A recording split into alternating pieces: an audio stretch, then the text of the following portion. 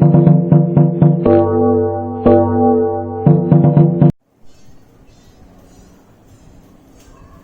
છો વિદ્યાર્થી મિત્રો? ધોરણ 8 ની અંદર આપણે જે ચેપ્ટર નંબર 4 ચાલી રહ્યું છે પદાર્થો, ધાતુઓ અને અધાતુઓ, તો એની અંદર આપણે લગભગ થિયરી આખો કોન્સેપ્ટ પૂરો કર્યો છે. આજે આપણે સ્વાધ્યાયના ક્વેશ્ચન જોવાના છે, બરાબર છે. સૌથી પહેલા સ્વાધ્યાયના પહેલા ક્વેશ્ચન જે આપણે સ્ટાર્ટ કરીએ શું છે, તો પહેલો ક્વેશ્ચન આપણો ઓપ્શનમાં જાય છે, મતલબ કે એમસીક્યુ છે કે નીચેનામાંથી સાને ટીપીને પતરા બનાવી શકાય છે, બરાબર છે. તો શેનો ગુણધર્મ હતો? શાંતિથી વિચારવાનું કે ટીપીને પતરા બનાવી શકાય તે ધાતુનો ગુણધર્મ હતો. ધાતુના ગુણધર્મમાં આપણે શીખ્યા હતા કે ધાતુઓને ટીપીને પતરા બનાવી શકાય છે. તો આમાંથી ધાતુઓ કોણ છે જુઓ તો ઝીંક એકલી ધાતુ છે. કોણ છે? ઝીંક એકલી ધાતુ છે, બાકી બધી અધાતુઓ છે. ફોસ્ફરસ અધાતુ, સલ્ફર અધાતુ, ઓક્સિજન તો વાયુ છે. ક્લિયર વાત છે? મતલબ કે માત્ર ઝીંક જ આના ઓપ્શનમાં આવવું જોઈએ. ખ્યાલ આવવો જોઈએ આ તમને. આગળનું શું છે ઓપ્શન જુઓ તો કે નીચેનામાંથી કયું વિધાન સાચું છે? એ છે બધી જ ધાતુઓને ખેંચી શકાય છે. બી ઓપ્શન છે બધી જ અધાતુને ખેંચી શકાય છે. ખેંચી શકાય છે એટલે ખેંચીને પાતળા તાર બનાવી શકાય છે, બરોબર છે. તો એ ધાતુઓ ગુણધર્મ ધરાવે છે કે ધાતુઓને ખેંચીને શું કરી શકાય છે? પાતળા તાર બનાવી શકાય છે, મતલબ કે તણાવપણાનો ગુણધર્મ ધરાવે છે.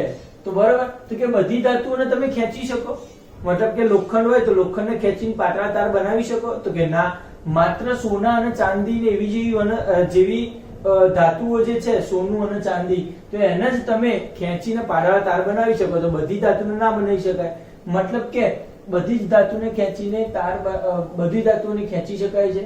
બીજું છે બધી જ અધાતુને ખેંચી શકાય. અધાતુને તો ખેંચી જ ના શકાય. સામાન્ય રીતે ધાતુઓને ખેંચી શકાય છે, તો આ ઓપ્શન આવવો જોઈએ. સામાન્ય રીતે શું થશે? ધાતુઓને આપણે કરશું ખેંચી શકશું, બરોબર છે.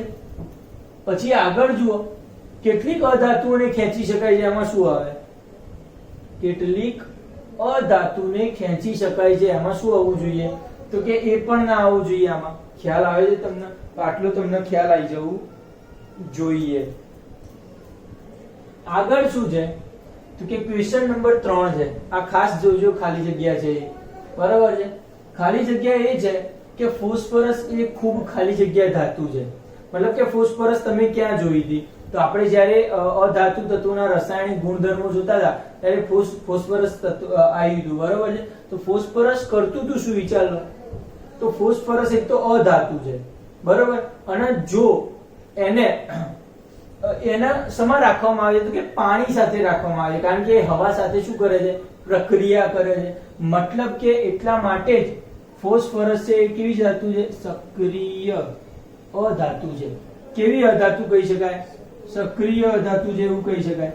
આવશે? આટલો ખ્યાલ આવશે બધાને? યસ, ધ્યાન રાખજો. આ ફોસ્ફરસ કેવી છે? સક્રિય અધાતુ છે, બરોબર છે.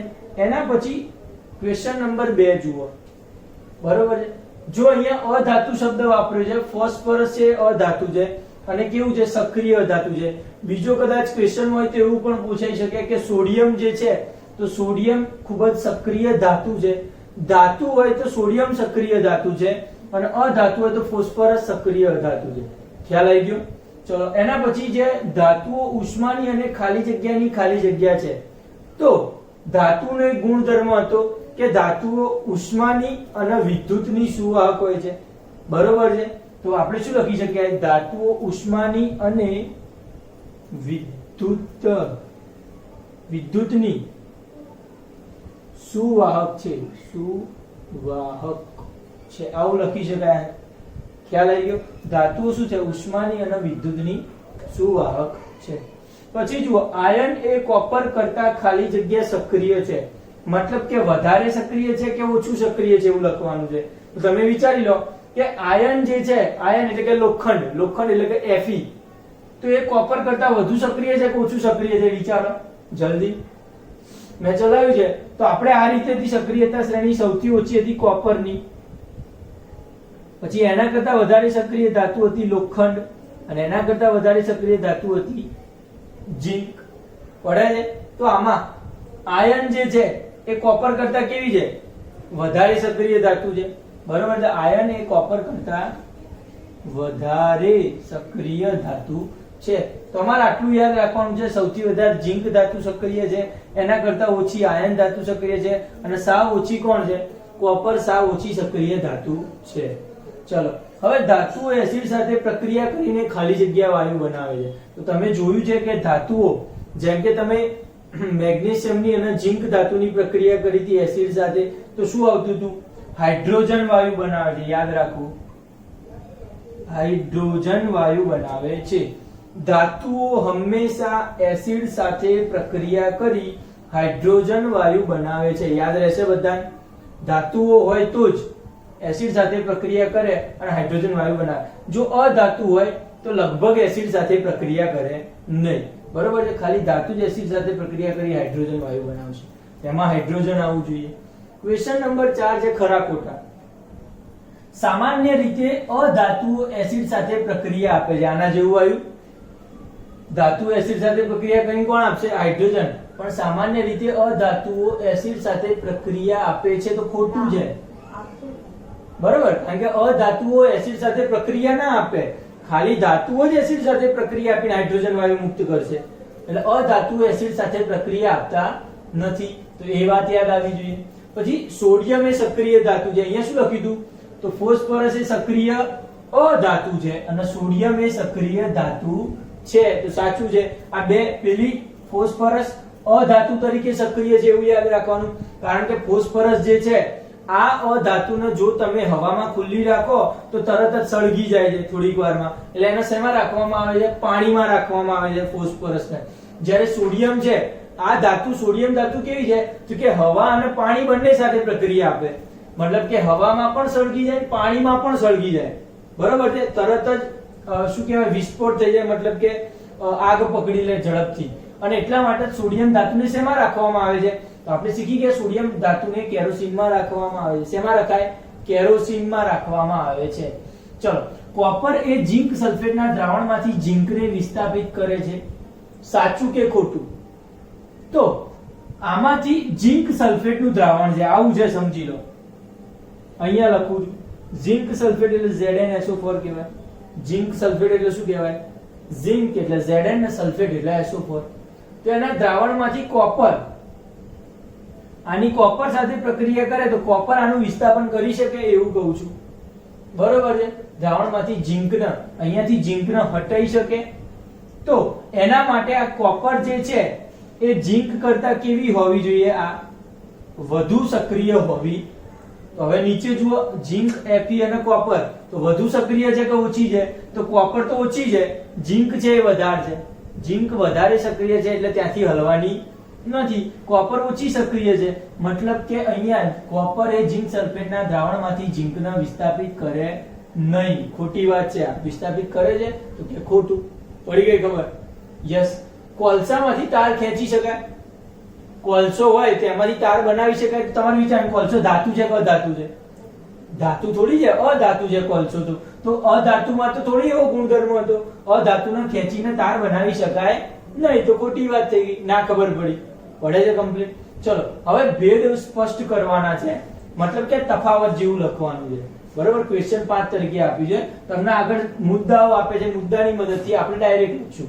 મતલબ કે ધાતુઓ કેવો ગુણધર્મ ધરાવે? તો ધારો કે ચળકાટની વાત કરીએ તો સાદી ભાષામાં ધાતુઓ ચળકાટ ધરાવે છે. પહેલો મુદ્દો લખાય, ધાતુઓ ચળકાટ ધરાવે છે અને અધાતુ ચળકાટ ધરાવતા નથી. ના ખબર પડી? પડશે. પછી બીજું છે, ધાતુઓ ટીપાઉપણાનો ગુણધર્મ ધરાવે. મતલબ કે એને ટીપી અને તમે પાતળા પતરા બનાવી શકાય. મતલબ કે ધાતુઓને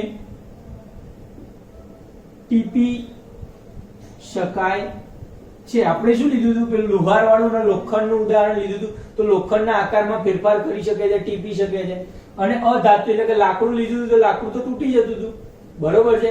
મતલબ કે અધાતુને ટીપી શકાતા નથી. ધાતુઓને ટીપી શકાય છે, અધાતુને ટીપી શકાશે નહીં. Question number 3. ત્રીજો ક્વેશ્ચન શું બને? તો ધાતુઓને ખેંચીને તાર બનાવી શકાય છે, બરોબર છે. સામાન્ય રીતે ધાતુઓને ખેંચીને તાર બનાવી શકાય છે. અધાતુ તાર બનાવી શકાય એટલે કયો ગુણધર્મ થયો? તણાવપણાનો. તાણી શકાય. શું કહેવાય? તાણી શકાય, મતલબ કે તાણી અને તાર બનાવી શકાય છે. અધાતુને ખેંચીને તાર બનાવી શકાતા નથી.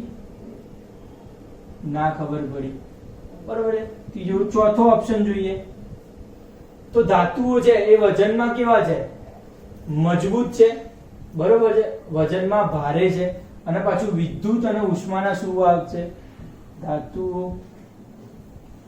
વિદ્યુત અને ઉષ્માના સુવાહક છે, જ્યારે અધાતુઓ વિદ્યુત અને ઉષ્માના સુવાહક નથી. આપણે ધાતુ અને અધાતુના જે ભૌતિક ગુણધર્મો જોયા હતા, આપણે એનો જ પ્રયોગ કરી રહ્યા છે, બરોબર છે. આટલો ખ્યાલ આવવો જોઈએ. તો બસ આટલા ગુણધર્મો અલગ અલગ છે. તમારે અલગ અલગ લખવું હોય તો એ લખવાનું કે ધાતુઓ વિદ્યુતના સુવાહક છે, અધાતુઓ વિદ્યુતના સુવાહક નથી.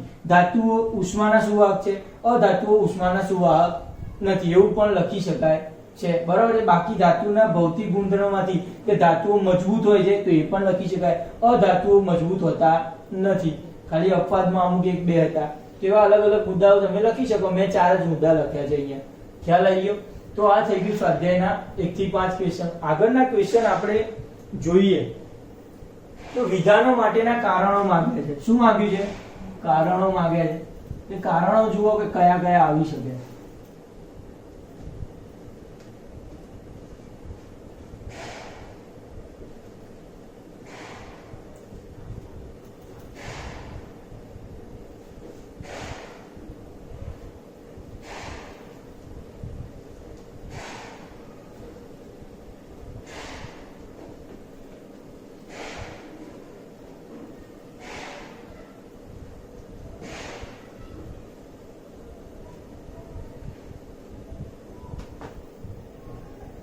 ચલો, પહેલું કારણ શું છે?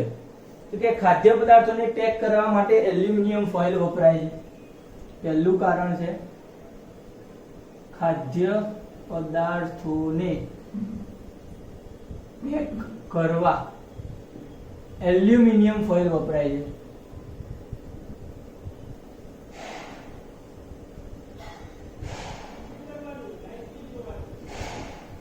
જોઈ છે કે એલ્યુમિનિયમ ફોઇલ? તો હા, આપણે જ્યારે હોટલમાં ખાવા જઈએ એટલે જે પેલું સિલ્વર કલરનું જે પેલું ફોઇલ જેવું હોય છે, બરોબર છે, રસોડામાં મોટા ભાગે વપરાય છે ખાદ્ય પદાર્થોને પેક કરવા માટે. હોટલોમાં તમે વપરાતું જોયું છે કે કોઈ પણ ખાદ્ય પદાર્થ પેક થાય અથવા લગ્નોમાં પેક થાય છે તો ત્યાં એલ્યુમિનિયમ ફોઇલ હોય છે. તો ખાદ્ય પદાર્થને કેમ એલ્યુમિનિયમના ફોઇલ દ્વારા જ પેક કરવામાં આવે છે? કારણ કે આપણે ધાતુઓ માટે ગુણધર્મ જોયો હતો કે ધાતુના ટીપીને શું બનાવી શકાય? પાતળા પતરા બનાવી શકાય છે. તો એલ્યુમિનિયમનો ગુણધર્મ જે છે, બરોબર છે, એલ્યુમિનિયમ ધાતુને ટીપીને પાતળા પતરા બનાવી શકાય છે અને તેથી તેનો ઉપયોગ ફોઇલ બનાવવા થાય છે.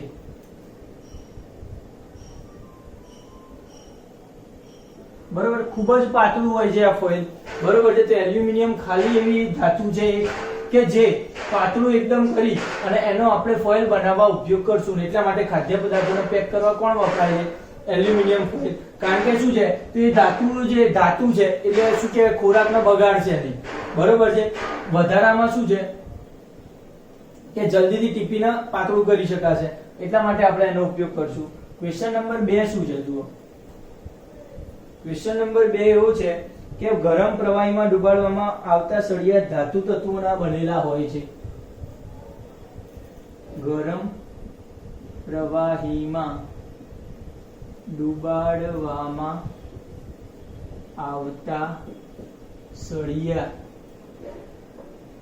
ધાતુ તત્વોના બનેલા હોય છે. આનું કારણ જણાવવાનું છે. તો કારણ આનું માત્ર એટલું જ આપી શકાય કે ગરમ પ્રવાહીમાં ધારો કે કોઈ જગ્યાએ ગરમ પ્રવાહીમાં ડુબાડવામાં આવતા સળિયા અથવા ધાતુ રાખવામાં આવે તો હંમેશા ધાતુ તત્વોની જ હોય છે, બરોબર છે. કેમ? કારણ કે ધાતુ તત્વો ઉષ્માના સુવાહક હોય છે. ખ્યાલ આવી ગયો? આપણને ગરમ વસ્તુમાં ડુબાડવાની છે તો ગરમ વસ્તુમાં ઉષ્માનો ઉપયોગ થાય. તો હવે ધાતુ તત્વો જે ઉષ્માનું સુવાહક હોવાના કારણે આપણે ગરમ પ્રવાહીમાં ડુબાડવામાં આવતા સળિયા ધાતુ તત્વના બનેલા હોય છે. કેમ? કારણ કે ધાતુ તત્વો સુવાહક છે ઉષ્માના. ત્રીજો ક્વેશ્ચન જુઓ શું છે. ઝીંકના ક્ષારના દ્રાવણમાંથી કોપર ઝીંકને વિસ્થાપિત કરતું નથી. તો ઝીંકના ક્ષારના દ્રાવણમાંથી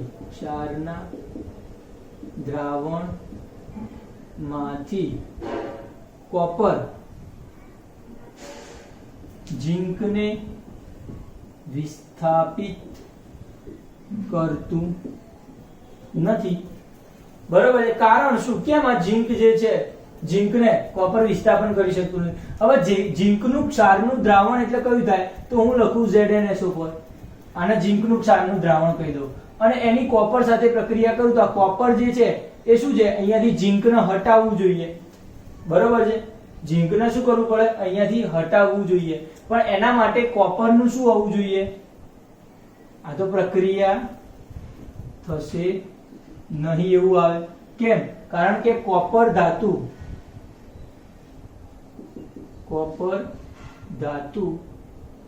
ઝીંક કરતા ઓછી સક્રિય છે.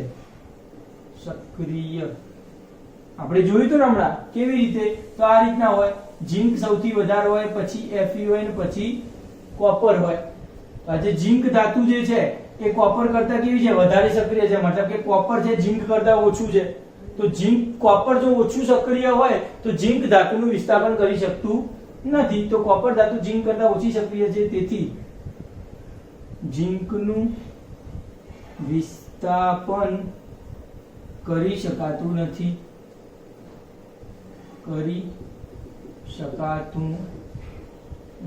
પડી ગઈ ખબર? યસ. અને એટલા માટે આ પ્રક્રિયા જે છે એ થવાની નથી. ક્વેશ્ચન નંબર 4 લો.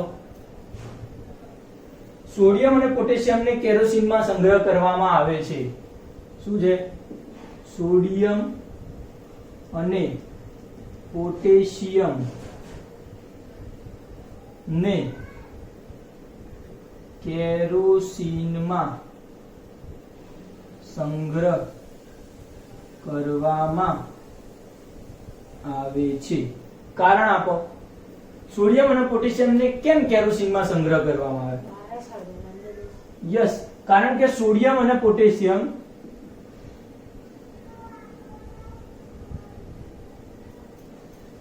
સક્રિય ધાતુ છે. કેવી ધાતુ છે?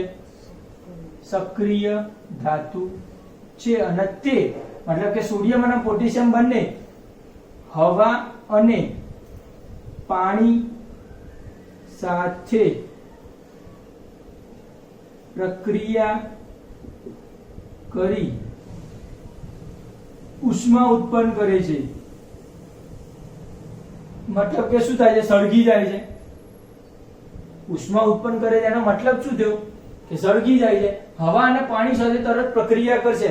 એટલે જો તમે બહાર ખુલ્લું રાખો તો થોડી વાર પછી હવામાંનો જે ઓક્સિજન છે એની સાથે પ્રક્રિયા કરે અને શું થાય? સળગી જાય. અને જો પાણી મારે અથવા તો થોડુંક ભેજ આવે, વરસાદી વાતાવરણ હોય તો ભેજ થઈ જાય, તો એમાં પણ પ્રક્રિયા કરશે. એટલે એને ખુલ્લું રખાય નહીં.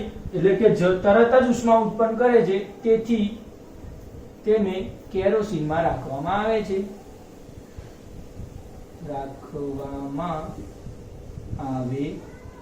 ના ખબર પડી? પડે કમ્પ્લીટ ખબર? યસ. હવે ક્વેશ્ચન નંબર આપણે 7 જોઈએ. લીંબુના અથાણાને શા માટે એલ્યુમિનિયમના વાસણમાં સંગ્રહ કરી શકાય? પહેલા તો ક્વેશ્ચન પૂછે છે. શું ક્વેશ્ચન પૂછે છે? લીંબુના અથાણાને એલ્યુમિનિયમના પાત્રમાં સંગ્રહ કરી શકાય? આવું શક્ય છે? તમે ક્યારે કોઈ લીંબુનું જે અથાણું બનાવો છો તો એને કોઈ એલ્યુમિનિયમ જેવા ધાતુના વાસણમાં સંગ્રહ કરો છો? તો ના, કરી ન શકાય. ના, બરોબર છે. લીંબુના અથાણાને એલ્યુમિનિયમના પાત્રમાં સંગ્રહ થતું નથી. લીંબુના અથાણાને એલ્યુમિનિયમના પાત્રમાં સંગ્રહ કરી ન શકાય. કારણ કે શું કરે છે? તો લીંબુના અથાણામાં એસિડ રહેલો હોય છે. લીંબુના અથાણામાં શું રહેલું હોય છે? એસિડ રહેલો હોય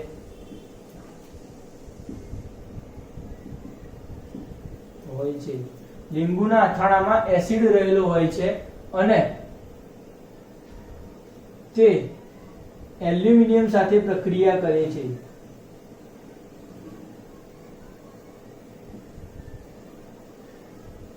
સાથે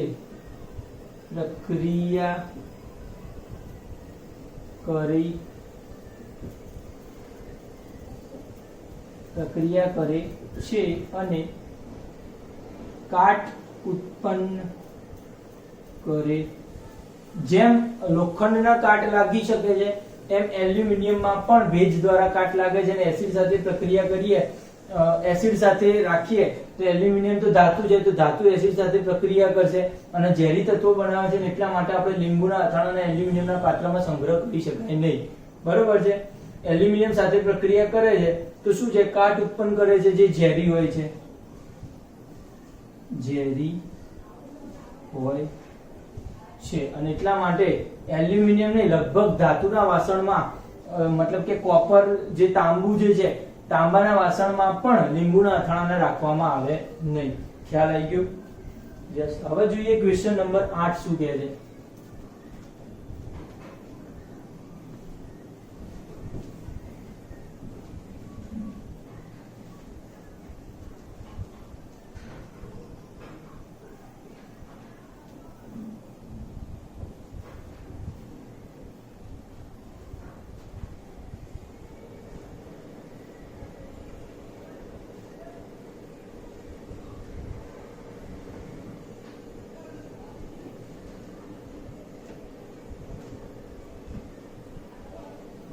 ચલો, 8મો ક્વેશ્ચન શું છે જુઓ. તો જોડકા જોડવાના છે આપણે. 8મા ક્વેશ્ચનમાં શું કરશું? જોડકા જોડશું. ભાગ પાડી દઈએ.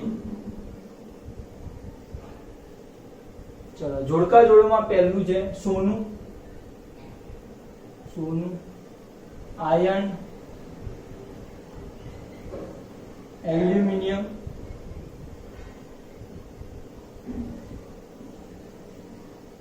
પછી છે કાર્બન, કોપર અને મર્ક્યુરી. મર્ક્યુરી એટલે શું? તો મર્ક્યુરી એટલે પારો. બરોબર છે? યસ. સામે શું છે? તો સામે છે થર્મોમીટર, પછી છે વિદ્યુત તાર, ખાદ્ય પદાર્થનો સંગ્રહ કરવો,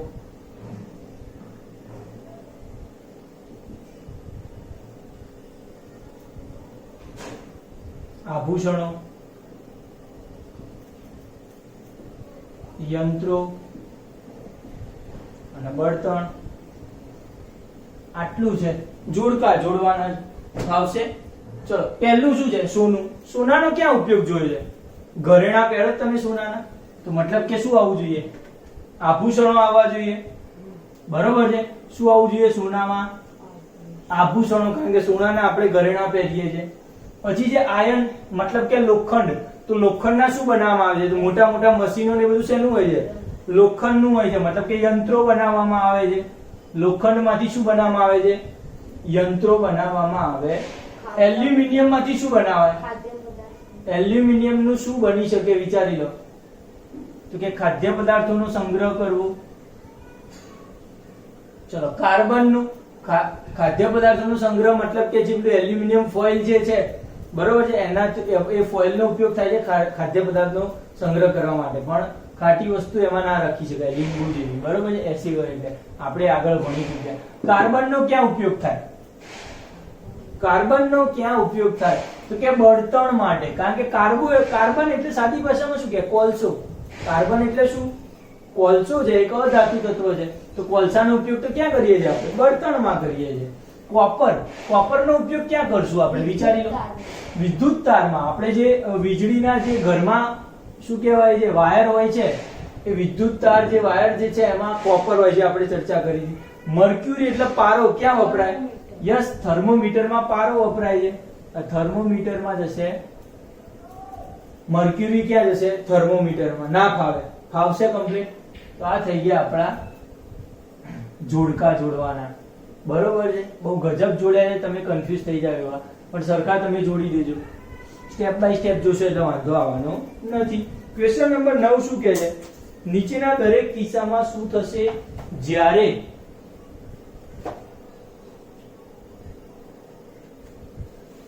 નવમા ક્વેશ્ચનમાં એવું છે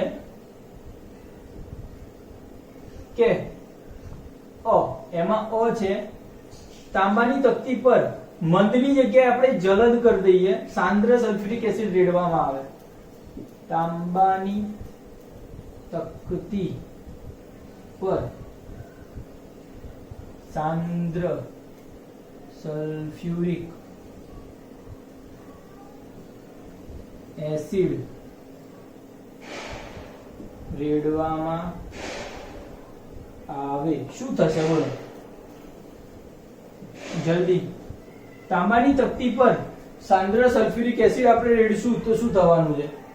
વિચાર આવશે કોઈ? તો તાંબુ એટલે શું કહેવાય? કોપર કહેવાય. એની Cu કહેવાય ને, Cu કોપર. એની સાંદ્ર સલ્ફ્યુરિક એસિડ, સલ્ફ્યુરિક એસિડ એટલે H2SO4. આવું યાદ રાખવું પડશે તમારે. સલ્ફ્યુરિક એસિડ શું છે? H2SO4. તો કોપર ને H2SO4 સાથે ભેગું કરો તો શું બને? તો કોપર સલ્ફેટ બને, CuSO4 બનાવે.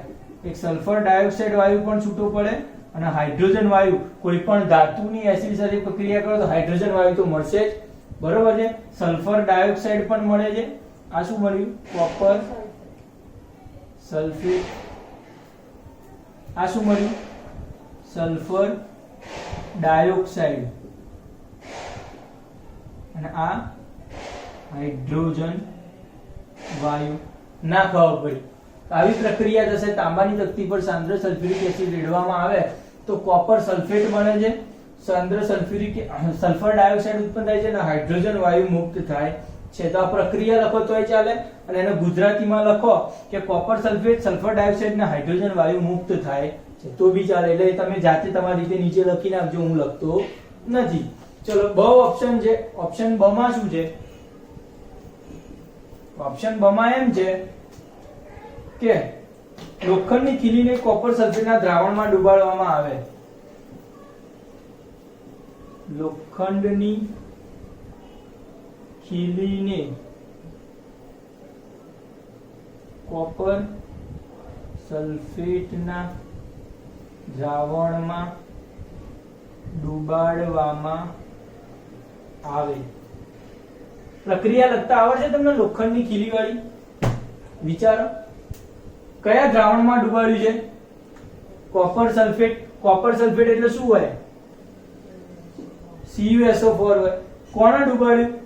લોખંડની ખીલી. લોખંડનું અણુસૂત્ર શું છે? Iron Fe. પડે ખબર?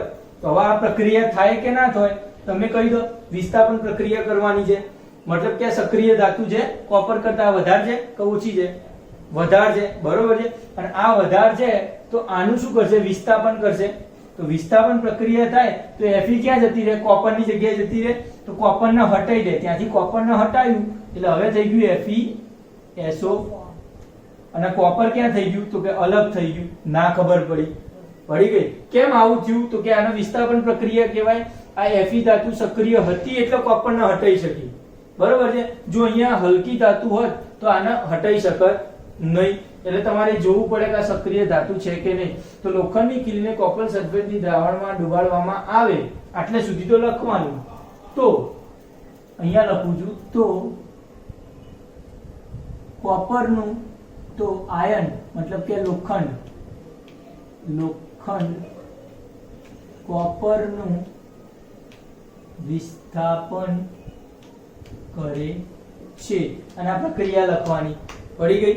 અને આનું નામ આપવું હોય તમારે અહીંયા તો લખી શકાય કે આમ એરો કરવાનું, ઉપર લખવાનું આ કઈ પ્રક્રિયા છે કે વિસ્થાપન પ્રક્રિયા છે. આ જે બનાવ્યું છે શું છે?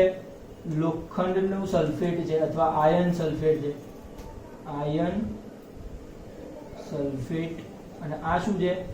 કોપર અલગ થયું. આ શું હતું? આયર્ન હતું. આયર્ન એટલે લોખંડ હતું, પેલું કોપર સલ્ફેટ હતું. પડી ગઈ ખબર? એના પછીનો ક્વેશ્ચન જુઓ શું છે.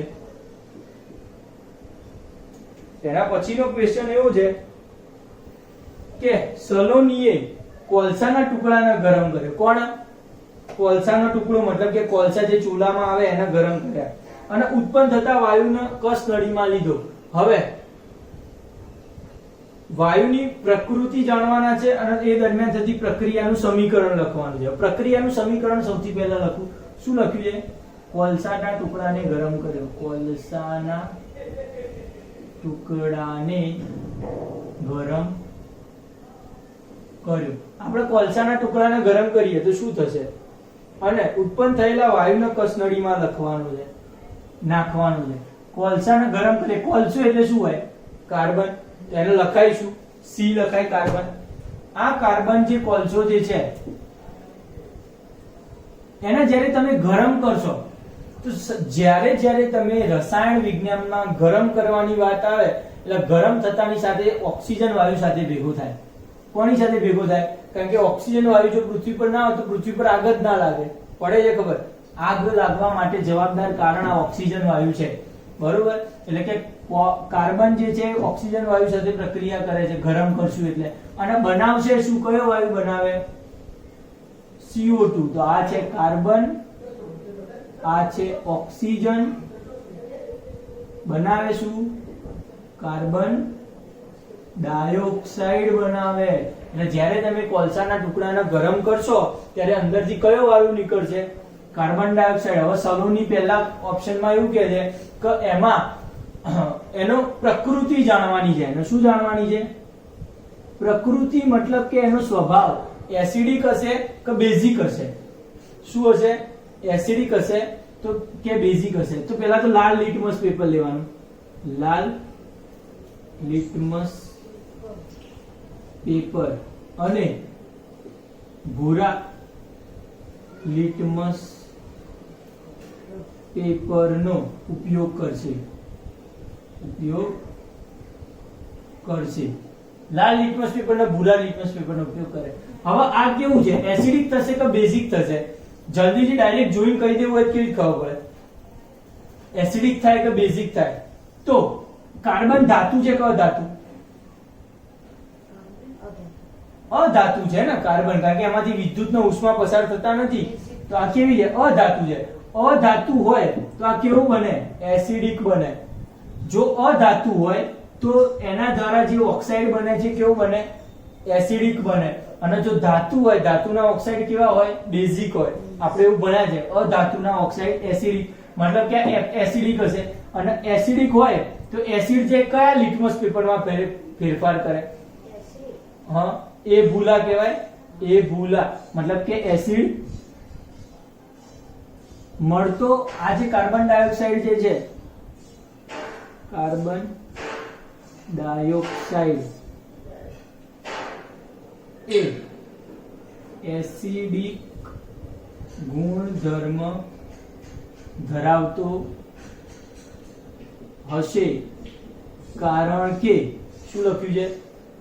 કારણ કે. કારણ શું છે? કેમ એસિડિક ગુણધર્મ ધરાવે છે? કારણ કે તે ભૂરા લિટમસ પેપરને લાલ કરશે.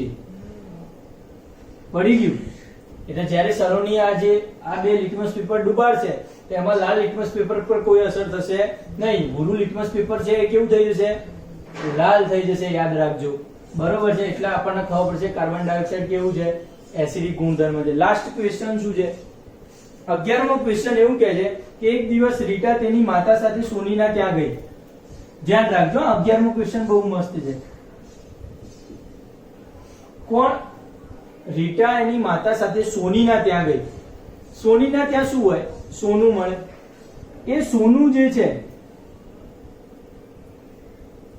એ આભૂષણો પોલિશ કરવા આપ્યા. મતલબ કે સાદી ભાષામાં કહું તો પોલિશ તો થાય નહીં, પણ વાસ્તવમાં ધોવા આપે એવું કહેવાય. કારણ કે સોના અને ચાંદીના ઘરેણો ધોઈ અને પછી એના ફરતી ચળકાટવાળા કરવામાં આવે છે, ફરતી શાઇનિંગ મારવામાં આવે છે. તો વાસ્તવમાં થયું શું? તો જ્યારે એને ધોઈને પાછા લાયા તો એના વજનમાં થોડોક ફેરફાર થયો, થોડો ઘટી ગયું વજન. તો ધોવામાં વજન કેમ ઘટી ગયું એ જાણવું છે આપણે. તો આપણે એ જોઈએ કે કેમ વજન ઘટી જાય. હવે સોનું જે છે, આપણે સોનું કેવી રીતે ભણીએ છીએ? તો કે લગભગ એવું ભણીએ છીએ કે 24 કેરેટનું સોનું હોય, પણ વાસ્તવમાં જે સોનાનું જે બિસ્કિટ આવે છે એ જ 24 કેરેટના હોય. બાકી જે એના આભૂષણ, જેના ઘરેણા બનાવતા આવે, ધારો કે એનો સેટ બનાવી દો, વીંટી બનાવી દો, તો પછી એ 24 કેરેટનું રહેતું. એમાં શું ફેરફાર થાય? તો કે અંદર 22 કેરેટ સોનું અને મતલબ કે 22 ભાગ સોનું અને 2 ભાગ કોપર ઉમેરવામાં આવે. તમે જે ઘરેણા પહેરો છો સોનાના, એ એકચ્યુઅલમાં સોનાના હોતા નથી. કારણ કે સોનું એટલું લચીલું હોય છે, મતલબ કે જો તમે ખાલી 24 કેરેટનું સોનું બનાવો તો એ તો આમ થોડું ઘસો તો એ ઘસાઈને જતું રહે, ખબર જ ના પડે. તમે થોડાક દિવસ પછી તો તમારી પાસે ઘરેણું જ ના હોય, પડે ખબર? એટલું બધું ઘસાય. તો એટલા માટે એમાં શું છે? 2 ભાગ કોપર ઉમેરી દેવાનો. 22 ભાગ સોનું અને 2 ભાગ કોપર, એમ કરીને 24 ભાગ થઈ જાય, એટલે 24 કેરેટ થઈ જાય. એટલે આખું જે 24 કેરેટનું સોનું જે એમને જમીનમાંથી મળે છે એનું શું કરશે? એમાંથી 22 ભાગ સોનું લઈને 2 ભાગ કોપર લઈને પછી એના આભૂષણો બનાવે છે. હવે જ્યાં સુધી તમે થોડોક ટાઈમ એના સોનાને પહેરો એટલે એ સોના ઉપર શું થશે? ઝાંખું પડી જાય છે. બરાબર છે? એટલે કે થોડા સમય પછી સોનું ઝાંખું પડે છે. હવે વાસ્તવમાં સોનું છે તો ઝાંખું ના પડવું જોઈએ, પણ ઝાંખું કેમ પડ્યું? કારણ કે 2 ભાગ કોપરનો નાખ્યો તો. હવે કોપર જે ધાતુ જે છે એ શું કરે છે? તો હવા અને પાણી સાથે પ્રક્રિયા, એટલે રોજ તમે હવા અને પાણી સાથે રહેતા હોય તો કોપર ધાતુ પ્રક્રિયા થઈ અને ઝાંખું પડી જશે. બરોબર છે? કારણ કે તેમાં રહેલું કોપર,